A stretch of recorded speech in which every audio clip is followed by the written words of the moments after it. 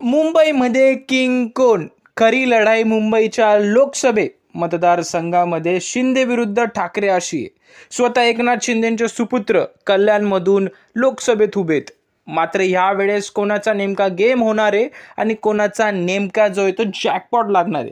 कारण 6 मुंबईच्या लोकसभा मतदारसंघाबरोबरच नाशिकची जागा, ठाण्याची जागा, भिवंडी, कल्याण व धुळेमध्ये जे आहेत ते मतदार जे आहेत ते मत कास्ट करणार आहेत.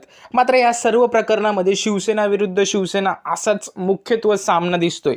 मुंबईच्या 6 जागा संजय दिना पाटील विरुद्ध कटारिया आणि त्यानंतरच बघायला गेलो आपण तर अरविंद सावंत विरुद्ध यामिनी जाधव, वायकर विरुद्ध कीर्तिकर व त्याचबरोबर भाजप विरुद्ध काँग्रेसचा सामना, उज्ज्वल निकम विरुद्ध वर्षा गायकवाड असे जे सामने आहेत ते तिथं होत आहेत. पियुष गोयल यांची सीट जी ती सेफ मानली जाते. मात्र या बाकीच्या सामना जो होणार आहे, बाकीच्या सीट ज्या आहेत त्या जवळपास काटेकी टक्करवाल्या सीट्स दिसून येत आहेत. त्याचबरोबर जर आपण बघायला गेलो तर मेन सीट्स म्हणजे पालघरमध्ये सुद्धा काटेकी टक्कर आहे, पण पारडं जे आहे ते पालघरमध्ये ठाकरेंचं जड दिसतंय.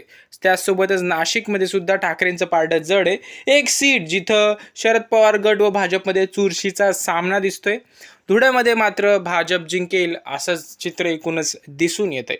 बाकी हा होता 5व्या टप्प्यातील मतदाराचा जो आहे तो कल. तुम्हाला काय वाटतंय की पुढे काय होईल नवीन अजून महाराष्ट्रामध्ये आणि महाराष्ट्राचं राजकारण महाविकास आघाडी विरुद्ध महायुती असं कोण बाजी मारेल सांगायला विसरू नका. धन्यवाद.